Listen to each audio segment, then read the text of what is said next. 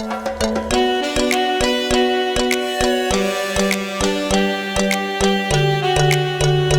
बच्चों, कैसे हो? मजे में? ओके।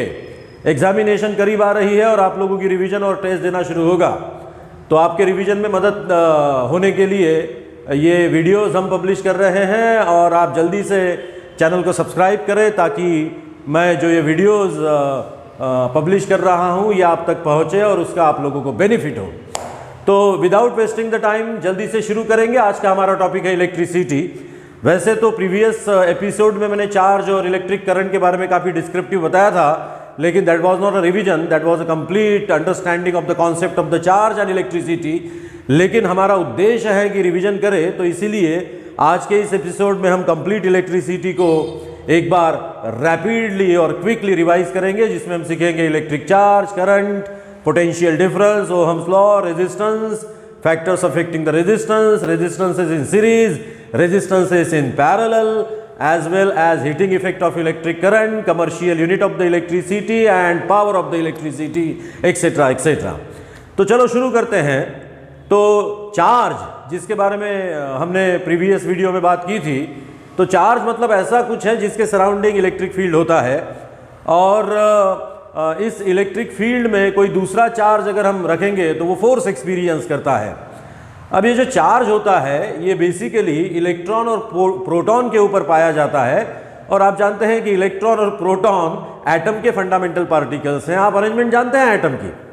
एटम का सेंट्रल कोर पार्ट जो है वो न्यूक्लियस कहलाता है, और न्यूक्लियस में प्रोटॉन और न्यूट्रॉन्स होते हैं, जिसमें से न्यूट्रॉन के ऊपर कोई चार्ज नहीं होता बल्कि प्रोटॉन के ऊपर पॉजिटिव चार्ज होता है।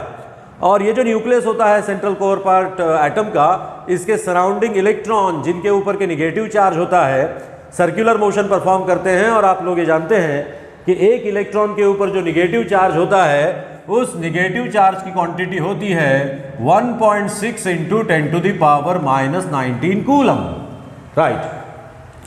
तो एक इलेक्ट्रॉन के ऊपर जितना चार्ज होता है उतना ही पॉजिटिव चार्ज प्रोटॉन के ऊपर होता है, और ऑफ कोर्स एक इलेक्ट्रॉन मतलब एक निगेटिव चार्ज और एक प्रोटॉन मतलब एक पॉजिटिव चार्ज अगर हम एक दूसरे के क्लोज रखेंगे तो वो जो कॉम्बिनेशन होगा that will be a neutral, क्योंकि निगेटिव पॉजिटिव एक दूसरे को कैंसल आउट कर देते हैं। नाउ क्योंकि बेसिकली चार्ज जो है वो इलेक्ट्रॉन और प्रोटॉन के ऊपर पाया जाता है, इसीलिए याद रहे कि अगर हमें क्वांटिटी ऑफ द चार्ज लेनी है तो वो in terms of the number of electrons ही लेनी पड़ेगी। मतलब एक तो हमको एक इलेक्ट्रॉन लेना पड़ेगा, या दो, या तीन, या चार, या पांच, मतलब हमको इंटीजरल मल्टीपल ऑफ द इलेक्ट्रॉन लेने पड़ेंगे। हम आधा इलेक्ट्रॉन नहीं ले सकते, और इसीलिए the charge which we can handle is always in terms of the integral multiple of the electron, and therefore the formula of the charge must be equals to number of electron into charge on one electron. तो ये जो concept है इसी को charge quantization कहते हैं, और basically ये फार्मूला आप लोग याद रखेंगे for the total charge which we can handle और we can take, Q is equals to number of electron into charge on one electron. तो इसीलिए अगर कुछ क्वांटिटी ऑफ द चार्ज आप लोगों को दी गई है तो उस क्वांटिटी ऑफ द चार्ज में टोटल कितने नंबर ऑफ इलेक्ट्रॉन्स है ये निकालने के लिए आप करेंगे N इज इक्वल्स टू, ये E आप इधर ले जाओगे तो वो हो जाएगा Q/E। मतलब अगर आप लोगों को चार्ज दिया हुआ है तो वो जो चार्ज आपके पास है उसमें टोटल कितने नंबर ऑफ इलेक्ट्रॉन्स होंगे ये आप इस फार्मूले के ऊपर से फाइंड आउट कर सकते हैं, और इसी को कहते हैं चार्ज क्वांटाइजेशन। तो सभी बच्चे लोग इस फार्मूले को याद रखेंगे, total charge is equals to number of electron into charge on one electron. तो एनीवे आप लोगों को आगे ये भी पता है कि इलेक्ट्रिकली सब्सटेंस को दो टाइप्स में डिवाइड किया जाता है। एक होता है कंडक्टर, दूसरा होता है इंसुलेटर। वैसे तो एक सेमीकंडक्टर, सुपर कंडक्टर वगैरह वगैरह होते हैं, लेकिन 10 के लेवल पर हमको इतना आगे जाने की ज़रूरत नहीं। तो ऑफकोर्स हमको पता है कि इलेक्ट्रिकली सब्सटेंसेज जो है वो दो टाइप में डिवाइड किए जाते हैं। एक होता है कंडक्टर, दूसरा होता है इंसुलेटर। आप ये भी जानते हैं कि इंसुलेटर मतलब ऐसा मटेरियल होता है जिसमें फ्री इलेक्ट्रॉन्स नहीं होते, बल्कि कंडक्टर मतलब ऐसा मटेरियल होता है जिसमें कि फ्री इलेक्ट्रॉन्स होते हैं। अब फ्री इलेक्ट्रॉन मतलब ऐसे इलेक्ट्रॉन हैं एटम में या एटम के अंदर के वो इलेक्ट्रॉन हैं जो इलेक्ट्रॉन न्यूक्लियस से काफ़ी दूर होते हैं और बिल्कुल थोड़ी एनर्जी सप्लाई करके ऐसे इलेक्ट्रॉन को एटम से अलग किया जा सकता है। तो इस तरह के एटम से जो सब्सटेंस बनता है उसको हम कहते हैं कंडक्टर। सिंपली आप इतना याद रखें कि कंडक्टर में फ्री इलेक्ट्रॉन्स होते हैं, तो ऑफ कोर्स कंडक्टर जो है वो ऐसा मटेरियल है जिसमें फ्री इलेक्ट्रॉन्स होंगे। और अगर इस कंडक्टर को कोई आप बैटरी कनेक्ट कर देंगे, अगर आप इसको कोई बैटरी कनेक्ट कर देंगे, तो बैटरी मतलब आप जानते हैं कि बैटरी में एक पॉजिटिव टर्मिनल होता है, एक निगेटिव टर्मिनल होता है। आप लोग बैटरी का सिंबल जानते हैं, इसमें दो पैरेलल लाइंस होती है।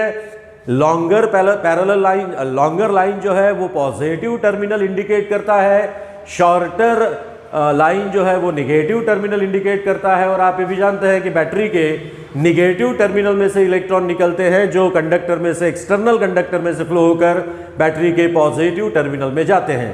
तो ऑफ कोर्स यहाँ पर यही होगा, बैटरी के निगेटिव टर्मिनल में से इलेक्ट्रॉन निकलेंगे, कंडक्टर में जाएंगे, और जितने इलेक्ट्रॉन बैटरी में से कंडक्टर में गए, कंडक्टर में से उतने ही इलेक्ट्रॉन बैटरी में चले जाएंगे। तो इस तरह से इलेक्ट्रॉन का जो फ्लो है वो शुरू हो जाएगा बैटरी के निगेटिव टर्मिनल से बैटरी के पॉजिटिव टर्मिनल की तरफ। तो जब ये flow of the electron conductor में से शुरू हो जाता है निगेटिव से पॉजिटिव टर्मिनल की तरफ, तब हम कहते हैं कि current is flowing through the conductor, और direction of the conventional current हमेशा positive terminal of the battery to the negative terminal of the battery ली जाती है। और ये जो इलेक्ट्रिक करंट होता है, ये जो इलेक्ट्रिक करंट होता है, इसको कैपिटल I से डिनोट किया जाता है। तो नेचुरली, हालांकि करंट मतलब इलेक्ट्रॉन्स का फ्लो है निगेटिव से पॉजिटिव टर्मिनल की तरफ, but as the concept of the electricity are put forwarded or considered in terms of positive charge or the taking positive charge as a reference or in consideration, and therefore current is nothing but the flow of a positive charge. तो therefore current की direction हमेशा positive terminal से negative terminal की तरफ ली जाती है। तो अब ये सोचिए कि जितना निगेटिव चार्ज निगेटिव से पॉजिटिव टर्मिनल की तरफ जाएगा, उतना ही पॉजिटिव चार्ज पॉजिटिव टर्मिनल से निगेटिव की टर्मिनल की तरफ जाता है, ऐसा अज्यूम करेंगे। और अब ये सोचेंगे कि कंडक्टर के किसी भी क्रॉस सेक्शन में से पर्टिकुलर कितनी क्वांटिटी ऑफ द चार्ज कितने टाइम में फ्लो होती है। फॉर एग्जाम्पल के तौर पर लेट्स से कि अगर कुछ 5 सेकंड में इस क्रॉस सेक्शन में से कुछ 50 कूलम इतना चार्ज अगर क्रॉस हुआ कंडक्टर के क्रॉस सेक्शन में से, क्रॉस सेक्शन जानते हैं ना, तो कंडक्टर के क्रॉस सेक्शन में से 5 सेकंड में 50 कूलम इतना चार्ज अगर क्रॉस हुआ, तो 1 सेकंड में चार्ज क्रॉस होगा 10 कूलम। तो ऑफ कोर्स ये 10 कूलम पर सेकंड आंसर आपको तब मिलेगा जब आप 50 कूलम के 5 इक्वल पार्ट करेंगे। तो अब ये जो क्वांटिटी होती है charge crosses the cross section of the conductor per unit time, 1 second में कंडक्टर के किसी भी क्रॉस सेक्शन से क्रॉस होने वाला जो चार्ज होता है उसी को इलेक्ट्रिक करंट कहते हैं। और इसीलिए हम कहेंगे कि electric current which is denoted by I is equals to total charge crosses divided by the total time in which it crossed और द क्रॉसेस। तो करंट का फार्मूला हमारे पास बन गया I is equals to Q upon T। अब इसका unit बनाएंगे। आप जानते हैं कि करंट इज इक्वल्स टू है चार्ज अपॉन टाइम। चार्ज का यूनिट होता है कूलम, टाइम का यूनिट होता है सेकंड, और कूलम पर सेकंड को ही कहते हैं एम्पियर। तो इलेक्ट्रिक करंट का ऐसा यूनिट होता है एम्पियर, जो कि होता है कूलम पर सेकंड। और हम एम्पियर की डेफिनेशन भी कर सकते हैं। तो जैसे कि ampere is equals to coulomb upon second है, तो हम ये कह सकते हैं कि 1 ampere is equals to 1 coulomb upon 1 second. तो therefore we can define the 1 ampere of the electric current. The current flowing through the conductor is said to be 1 ampere if 1 coulomb of the charge crosses the given cross section of the conductor in 1 second। 1 second में अगर 1 coulomb इतना charge conductor के किसी cross section से cross होता है, तो उतने quantity of the charge crossing per unit time को 1 एम्पियर इतना इलेक्ट्रिक करंट कहा जाता है। तो बच्चों ये था चार्ज और इलेक्ट्रिक करंट के बारे में। तो हम जानते हैं कि चार्ज ऐसा कुछ जिसके सराउंडिंग इलेक्ट्रिक फील्ड होता है। चार्ज हमेशा बेसिकली इलेक्ट्रॉन और प्रोटॉन के ऊपर पाया जाता है, और चार्ज हमेशा हमको इन terms of the number of electrons लेना पड़ेगा, जिसको हम चार्ज क्वांटाइजेशन कहते हैं। फार्मूला याद रखना, Q is equals to N into E। Q मतलब टोटल चार्ज, N मतलब नंबर ऑफ इलेक्ट्रॉन, और E मतलब चार्ज ऑन 1 इलेक्ट्रॉन। तो उसके बाद में अभी हमने इलेक्ट्रिक करंट के लिए देखा कि quantity of the charge crosses per unit time through any cross section of the conductor is known as electric current। Electric current का फार्मूला होता है I is equals to Q upon T। I मतलब current, Q मतलब charge, T मतलब time, और current का ऐसा unit होता है एम्पियर, जो कि होता है 1 ampere is equals to 1 coulomb upon 1 second. तो ऑफ कोर्स 1 एम्पियर करंट मतलब वो करंट है जब किसी भी क्रॉस सेक्शन से कंडक्टर के 1 सेकंड में 1 कूलम इतना चार्ज क्रॉस हो जाए और होता रहे। तो ऑफ कोर्स आगे बढ़ेंगे। आगे ये देखा गया है कि अगर हम कोई भी कंडक्टर ले लेंगे और इस कंडक्टर के अक्रॉस अगर हम पोटेंशियल डिफरेंस लगाएंगे, अब इससे पहले कि हम ओम्स लॉ सीखे, मैं जरा पोटेंशियल डिफरेंस के बारे में आप लोगों को बता दूं। देखिए कैसा होता है कि लेट कंसीडर करिए कि ये कोई पॉजिटिव चार्ज है और इस पॉजिटिव चार्ज के करीब, ये मतलब कुछ कैपिटल Q इतना पॉजिटिव चार्ज है और इसके करीब कोई आप लोगों ने छोटा सा एक टेस्ट चार्ज प्लेस किया, लेट से DQ। आप जानते हैं कि दोनों पॉजिटिव होने की वजह से दोनों के बीच में रिपल्शन होगा या नहीं होगा? ऑफ कोर्स हाँ होगा।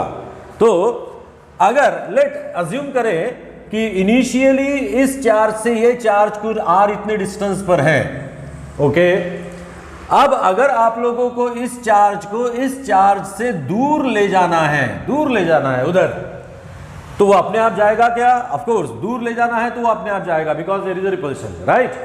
लेकिन अब इसका उल्टा सोचिए कि अगर इस पॉजिटिव चार्ज को आप लोगों को इस पॉजिटिव चार्ज की तरफ ले जाना है, मतलब जो फिक्स चार्ज है कैपिटल Q बड़ा चार्ज, इस चार्ज की तरफ आप लोगों को ये DQ चार्ज जो है ले जाना है, तो आप लोगों को पता है कि इन दोनों के बीच में जो रिपल्शन है उसके अगेंस्ट आप लोगों को फोर्स एक्सर्ट करके उस चार्ज को डिस्प्लेस करना पड़ेगा, राइट।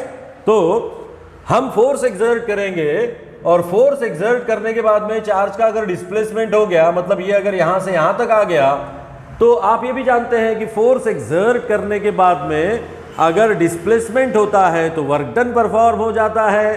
तो according to that we can say कि यहां पर जो वर्क डन परफॉर्म होगा, that work done must be equals to force into displacement. तो जितना फोर्स हम अप्लाई करेंगे उस चार्ज को dx इतना डिस्प्लेस करने के लिए, या फिर जो भी डिस्टेंस है उतना डिस्प्लेस करने के लिए, तो उसके लिए हमको कुछ वर्क डन परफॉर्म करना पड़ेगा। और होता क्या है, देखिए यहां से यहां तक आप लोगों ने चार्ज को लाने के बाद में यहां अगर आप लोगों ने इस चार्ज को छोड़ दिया तो वो वापस जाने लगेगा इधर। मतलब ये हुआ कि जो वर्क डन आप लोगों ने इस चार्ज को यहां से यहां तक डिस्प्लेस करने के लिए परफॉर्म किया था, वही वर्क डन उस चार्ज में एज ए एनर्जी स्टोर हुआ और उसी एनर्जी को यूज करके अब ये चार्ज वापस लौटेगा अपने ओरिजिनल जगह पर जहां पर वो था। तो देयरफॉर वी कैन से कि इलेक्ट्रिक फील्ड में चार्ज को डिस्प्लेस करने के बाद में उसके ऊपर जो वर्क डन परफॉर्म होता है, that work done is nothing but the electrical energy which is stored there, and that is known as a potential energy at that particular point। तो पोटेंशियल एनर्जी मतलब गिवन चार्ज के लिए concept है। अगर unit charge के लिए आप सोचेंगे that is nothing but the electrical potential. तो इसीलिए इलेक्ट्रिकल पोटेंशियल की डेफिनेशन की जाती है, it is nothing but the amount of work done per unit charge. क्या की जाती है? Amount of work done per unit charge. जैसे कि सोचिए कि आप लोगों ने यहां पर जो चार्ज लिया था वो कुछ Q इतना था और इसको यहां से यहां तक डिस्प्लेस करने के लिए आप लोगों को कुछ W इतना वर्क डन परफॉर्म करना पड़ा। तो W इतना वर्क डन परफॉर्म करना पड़ा Q इतने चार्ज के लिए, तो 1 कूलम के लिए कितना वर्क डन परफॉर्म करना पड़ेगा? तो वो करना पड़ेगा work done W upon charge. और ये जो क्वांटिटी होती है ना, इसी को कहते हैं इलेक्ट्रिकल पोटेंशियल। इसी क्वांटिटी को कहते हैं इलेक्ट्रिकल पोटेंशियल। तो electrical potential is nothing but the work done per unit charge. अब एक बात सोचिए, समझिए कि ये चार्ज यहां पर है और फिर यहां से आप लोगों को यहां तक लाना है और फिर यहां से यहां तक लाना है, ओके। अब Q इतने चार्ज को यहां से यहां तक लाने के लिए कुछ वर्क डन परफॉर्म करना पड़ा W1, और फिर उसी चार्ज को यहां से यहां तक लाने के लिए कुछ वर्क डन परफॉर्म करना पड़ा W2। तो यहां से यहां तक लाने के लिए जो वर्क डन परफॉर्म करना पड़ा पर यूनिट चार्ज, उसको आप कहेंगे work done per unit charge, मतलब W1 अपॉन Q। तो that must be a potential at that particular point here. तो यहां का पोटेंशियल होगा V1 और उस चार्ज को यहां से यहां तक डिस्प्लेस करने के लिए टोटल वर्क डन परफॉर्म करना पड़ा W2। तो work done per unit charge होगा W2 अपॉन Q। तो ये जो work done per unit charge होगा that must be the potential at that particular point, means potential here we can say V2। तो देखिए अब फर्स्ट पॉइंट पर potential जो है वो V1 इतना है W1 upon Q, second point पर पोटेंशियल जो है वो V2 इतना है W2 अपॉन Q। अब इन दो पॉइंट्स के बीच में जो पोटेंशियल्स का डिफरेंस होता है ना, इसी को हम कहते हैं पोटेंशियल डिफरेंस। और पोटेंशियल डिफरेंस जितना ज्यादा होगा उतना work done per unit charge जो है वो ज्यादा होगा, तो उतनी ज्यादा एनर्जी प्रोवाइड की जाएगी उस चार्ज को डिस्प्लेस करने के लिए। ये कॉन्सेप्ट है पोटेंशियल का। तो पोटेंशियल मतलब इलेक्ट्रिकल पोटेंशियल मतलब work done per unit charge. तो ऑफ कोर्स अब अगर हम इस कंडक्टर को कोई बैटरी कनेक्ट करते हैं और समझिए कि बैटरी का पोटेंशियल कुछ V इतना है, बैटरी का पोटेंशियल V इतना है, मतलब बैटरी V इतना work done per unit charge provide करती है चार्ज को डिस्प्लेस करने के लिए। तो ऑफ कोर्स V इतना पोटेंशियल लगाने के बाद में कंडक्टर में से करंट फ्लो होने लगेगा। लेट से उस करंट को हम I से डिनोट करेंगे, और एक्सपेरिमेंटली ये ऑब्टेन किया गया है या फिर ये प्रूव किया गया है कि जैसे जैसे पोटेंशियल डिफरेंस आप कंडक्टर के अक्रॉस का बढ़ाओगे वैसे वैसे उस कंडक्टर में से फ्लो होने वाला करंट जो है वो बढ़ता चला जाएगा। And therefore we can say that the potential difference is directly proportional to the current. Potential difference is directly proportional to the current, और we can say that the current is directly proportional to the potential difference. तो जितना ज्यादा potential difference आप लगाएंगे उतना ज्यादा current conductor में से फ्लो होगा, और इसी स्टेटमेंट को कहते हैं ओहम्स लॉ। तो Ohm's law is nothing but the Ohm's law states that so long as the physical state of the conductor remains same, current flowing through the conductor is directly proportional to the potential difference applied across it। और mathematically इसको लिखा जाता है, potential को V से denote करेंगे, current को I से डिनोट करेंगे, तो V is directly proportional to the I और I is directly proportional to the V। तो V is directly proportional to the I ये स्टेटमेंट अगर आप लोगों ने कंसीडर किया तो आप जानते हैं कि प्रोपोर्शनलिटी साइन रिमूव करने के लिए कांस्टेंट प्लेस करना पड़ेगा, जो कांस्टेंट पोटेंशियल और करंट इन दोनों के बीच के रिलेशन को बताएगा।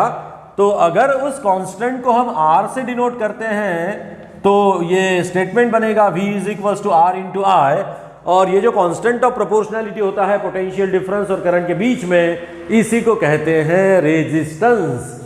तो रेजिस्टेंस, अब ये जो एक इंपॉर्टेंट क्वांटिटी है, रेजिस्टेंस R का फार्मूला हो गया V अपॉन I। तो ये जो रेजिस्टेंस का फार्मूला आप लोगों ने ऑब्टेन किया R is equals to V upon I, इसके ऊपर से आपको पता चलता है कि अगर कंडक्टर के अक्रॉस आप लोगों ने कांस्टेंट पोटेंशियल डिफरेंस लगा के रखा हुआ है, मतलब पोटेंशियल डिफरेंस अगर आप चेंज नहीं कर रहे हैं, तो ऐसे सिचुएशन में रेजिस्टेंस को अगर बढ़ाओगे तो करंट जो है वो कम होगा, और रेजिस्टेंस को अगर आप कम करोगे तो करंट जो है वो बढ़ेगा। तो रेजिस्टेंस को कम करने के बाद में करंट बढ़ता है, रेजिस्टेंस को बढ़ाने के बाद में करंट कम होता है। इसका इंडिकेशन ये है कि रेजिस्टेंस के ऊपर डिपेंड होगा, कंडक्टर के रेजिस्टेंस के ऊपर डिपेंड होगा इलेक्ट्रिक करंट। तो ये था आपका ओहम्स लॉ। और सिंपली पोटेंशियल के बारे में मैंने आप लोगों को जो बताया वो भी थोड़ा सा एक बार ध्यान से रिपीटेडली सुन के अपने कॉन्सेप्ट को जरा मजबूत करिएगा। तो ओहम्स लॉ का स्टेटमेंट भी एक इम्पॉर्टेंट है आपके इस सिलेबस के लिए, 10th स्टैंडर्ड के लिए, और वो स्टेटमेंट याद रखेंगे, so long as the physical state of the conductor remain same, current flowing through the conductor is directly proportional to the potential difference applied across it. Mathematically we can write V is directly proportional to the I, or I is directly proportional to the V, and therefore we can write V is equals to R into I. R is the constant of proportionality. Furthermore, it is known as the resistance, and we can write the formula for the resistance, that resistance R is equals to हो गया V upon I। तो resistance is equals to V upon I। तो resistance का formula अगर आप देखोगे, जिसके ऊपर से आपको दिखाई देता है कि R is equals to V upon I, तो ये बात ठीक है कि R is equals to definitely V upon I।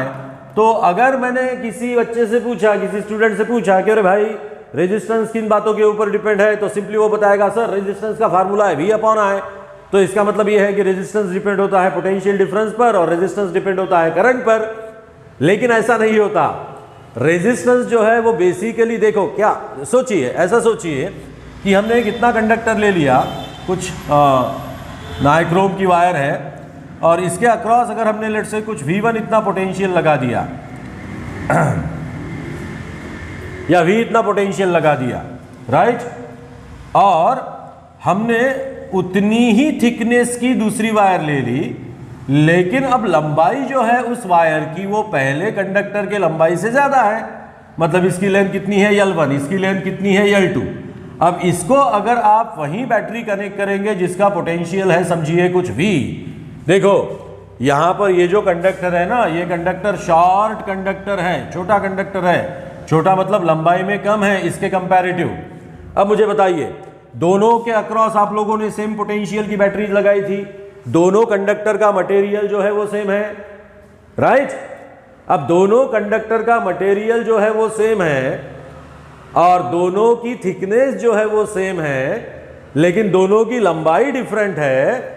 अगर आप इसमें से फ्लो होने वाला करंट और इसमें से फ्लो होने वाला करंट अगर कैलकुलेट करोगे तो आपको नजर आएगा डेफिनेटली इसमें करंट जो है वो कम है, इसमें करंट जो है वो ज्यादा है। तो ऑफ कोर्स हम ये कह सकते हैं कि इसमें करंट होगा I1 और इसमें करंट होगा I2, और I2 जो है वो डेफिनेटली I1 से कम होगा। अब सोचिए, इसके प्रीवियसली हमने क्या देखा था, हमने ये देखा था कि resistance is inversely proportional to the current, resistance is inversely proportional to the current, और current is inversely proportional to the resistance of course for constant potential difference. हाँ, पोटेंशियल डिफरेंस हम कांस्टेंट अज्यूम कर रहे हैं, तो for constant potential difference current is inversely proportional to the resistance.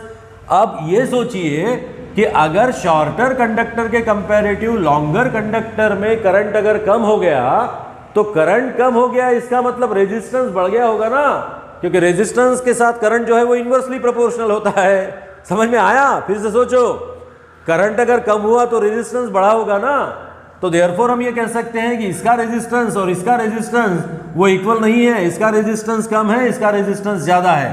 तो इसका मतलब यह है कि कंडक्टर की लंबाई अगर बढ़ गई तो रेजिस्टेंस जो है वो बढ़ जाता है, and therefore we can say that resistance is directly proportional to the length. Resistance जो है वो directly proportional to the length होता है। जितनी ज्यादा लंबाई होगी कंडक्टर की उतना ज्यादा कंडक्टर का रेजिस्टेंस होगा।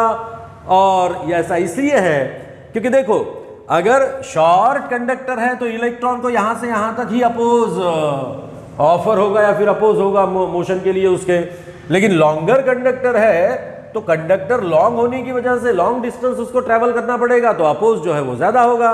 तो इसीलिए लॉन्गर कंडक्टर में रेजिस्टेंस जो है वो ज्यादा होता है। अब आगे सोचते हैं, लेट्स से दूसरा एग्जांपल ले लीजिए।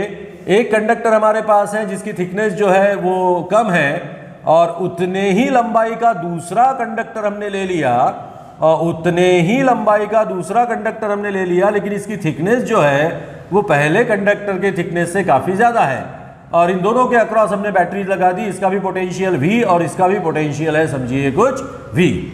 अब दोनों का पोटेंशियल सेम है, दोनों की लंबाई सेम है, दोनों का मटेरियल सेम है, दोनों समझिए कॉपर की है। अब अगर आप इसमें से फ्लो होने वाला करंट और इसमें से फ्लो होने वाला करंट अगर आप देखोगे तो ऑफ कोर्स डेफिनेटली वो इक्वल नहीं होगा। इसमें जो करंट है वो कम होगा और इसमें करंट जो है वो ज्यादा होगा। यहां पर डेफिनेटली I2 जो है वो I1 से ज्यादा होगा। अब ऐसा क्यों होगा? क्योंकि इसका क्रॉस सेक्शन कम था तो कंडक्टर में से इलेक्ट्रॉन को क्रॉस होने के लिए कम जगह अवेलेबल थी, लेकिन इसका क्रॉस सेक्शन ज्यादा है तो कंडक्टर में से इलेक्ट्रॉन को क्रॉस होने के लिए ज्यादा स्पेस अवेलेबल है, तो therefore it can be easily crossed. अब इजीली अगर क्रॉस करेगा तो अपोज जो है वो कम होगा, और अपोज अगर कम है तो रेजिस्टेंस जो है वो भी कम हो जाएगा, क्योंकि जितना ज्यादा अपोज उतना ज्यादा रेजिस्टेंस, जितना कम अपोज उतना कम रेजिस्टेंस।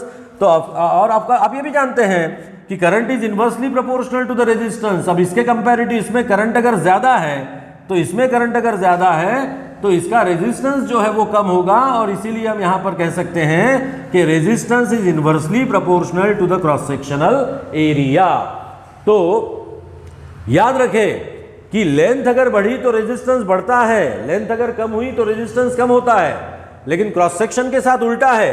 कंडक्टर का क्रॉस सेक्शन अगर बढ़ गया, कंडक्टर का क्रॉस सेक्शन अगर बढ़ गया तो रेजिस्टेंस कम हो जाता है, और कंडक्टर का क्रॉस सेक्शन अगर कम हुआ तो रेजिस्टेंस जो है वो बढ़ जाता है। And therefore we can write that the resistance is proportional to the L upon A। Resistance of the conductor is proportional to the L upon A, right. अब ये सोचिए, ये ठीक है कि अभी अभी हमने ये एक्सप्लेन किया या फिर अंडरस्टैंड करने की कोशिश की कि लेंथ अगर बढ़ी तो रेजिस्टेंस बढ़ता है, लेंथ अगर कम हुई तो रेजिस्टेंस कम होता है। लेकिन अब ये सोचिए कि हमने दो कंडक्टर लिए, कैसे? सेम लेंथ और सेम क्रॉस सेक्शनल एरिया के, सेम थिकनेस के। हमारे पास दो कंडक्टर है, एक कंडक्टर है ये और दूसरा कंडक्टर जो है वो है ये। डेफिनेटली दोनों की थिकनेस जो है वो सेम है, दोनों की थिकनेस जो है वो सेम है और दोनों की लंबाई जो है वो भी सेम है। लेकिन एक जो है वो कॉपर का है, दूसरा जो है वो एल्यूमिनियम का है। अब सोचिए, दोनों को अगर आप सेम पोटेंशियल की बैटरी अगर आप अप्लाई करते हैं, सेम ईएमएफ की बैटरी अगर आप अप्लाई करते हैं, तो क्या दोनों में से फ्लो होने वाला करंट जो है वो सेम होगा? नहीं होगा। तो इसीलिए याद रखें, ये ठीक है कि लेंथ अगर बढ़ी तो रेजिस्टेंस बढ़ता है, लेंथ अगर कम हुई तो रेजिस्टेंस कम होता है। क्रॉस सेक्शनल एरिया बढ़ा तो रेजिस्टेंस कम होगा, क्रॉस सेक्शनल एरिया कम हुआ तो रेजिस्टेंस बढ़ेगा। लेकिन ये फॉर सेम मटेरियल होता है। मटेरियल अगर बदल गया तो डिफरेंट मटेरियल के दो ऐसे कंडक्टर जिनकी लेंथ और क्रॉस सेक्शनल एरिया सेम है, उनका रेजिस्टेंस सेम नहीं होता। और इसीलिए बेसिकली रेजिस्टेंस जो है वो फिजिकल पैरामीटर पर नहीं बल्कि मटेरियल ऑफ द कंडक्टर पर डिपेंड होता है। तो मटेरियल अगर चेंज हो जाएगा तो रेजिस्टेंस ऑफ द कंडक्टर जो है वो भी चेंज हो जाएगा। लेकिन फॉर सेम मटेरियल अगर हम बात करेंगे तो for same material resistance depends on the length and the cross sectional area of the conductor, and therefore we can write R is proportional to the L upon A। अब ये proportionality sign remove करने के लिए हम लिखेंगे R is equals to rho into L upon A। ये रो है, रो Greek letter है रो। तो ये जो कांस्टेंट ऑफ प्रोपोर्शनलिटी हमने प्लेस की है यहाँ पर रो, तो इस रो को ही कहते हैं स्पेसिफिक रेजिस्टेंस और इसको कहते हैं रेजिस्टिविटी। इसको कहते हैं स्पेसिफिक रेजिस्टेंस या फिर इसको कहते हैं रेजिस्टिविटी। और इसीलिए रेजिस्टिविटी अगर आप लोगों को निकालनी है किसी कंडक्टर की तो रो इज इक्वल्स टू आप लोगों को लिखना पड़ेगा R into A upon L। R into, क्योंकि ये A इधर ले जाओगे ऊपर, ये L इधर लाओगे नीचे, तो रो इज इक्वल्स टू होगा R into A upon L। तो ये हुआ आप लोगों का स्पेसिफिक रेजिस्टेंस का फार्मूला। और इसका SI यूनिट अगर आप लोगों को लिखना है तो आप जानते हैं रेजिस्टेंस का SI यूनिट होता है ओहम, एरिया का यूनिट होता है मीटर स्क्वायर, लेंथ का यूनिट होता है मीटर। अब ये मीटर इसमें से एक मीटर को कैंसिल कर देगा और SI यूनिट होगा रेजिस्टिविटी का ओहम मीटर। याद रखना, रेजिस्टिविटी का SI यूनिट जो होता है वो होता है ओहम मीटर। इससे पहले जो कि रेजिस्टेंस हमने सीखा था, रेजिस्टेंस का ओहम्स लॉ के अकॉर्डिंग फार्मूला था R is equals to V upon I।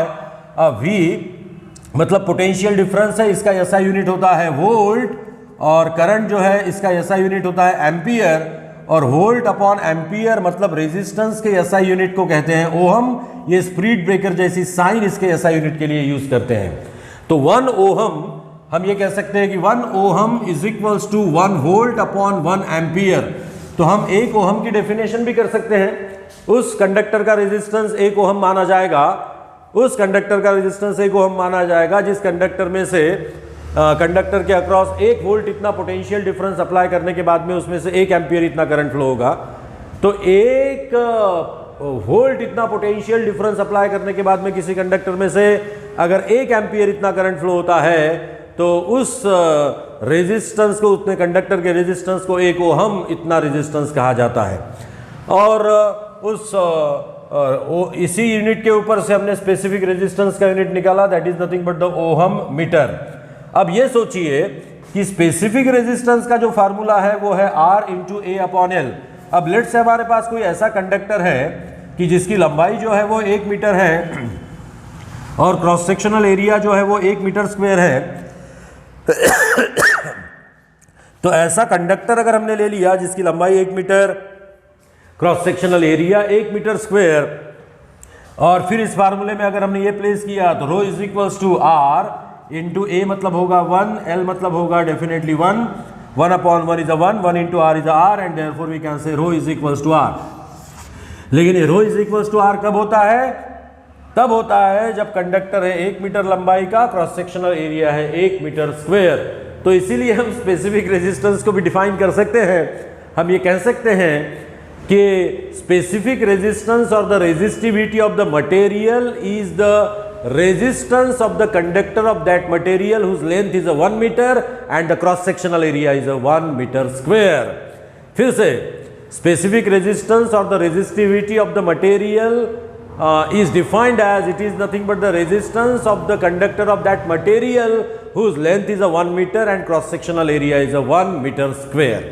तो यहाँ तक हम आ गए इस एपिसोड में। अगले एपिसोड में हम इसके आगे की बातें सीखेंगे, जिसमें हम resistance is in series, resistance is in parallel, electrical power, commercial unit of the electricity और heating effect of the electric current को डिस्कस करेंगे। तो चलो अब मुझे करो बाय बाय, अगले वीडियो में फिर से मिलेंगे। हमारे इस चैनल को सब्सक्राइब करना मत भूलिएगा ताकि ये सभी वीडियोस आप तक पहुँचे और कम इफोर्ट में ज़्यादा रिजल्ट आपके आए। देख देख कर ही आप ये सब सीख सके और रिवीजन आप सब लोग ये कर सके। तो चलो मैं आप लोगों के साथ में हूँ, फिर से मिलेंगे 1-2 दिनों में अगले वीडियो में। तब तक के लिए bye bye, have a nice time, bye bye.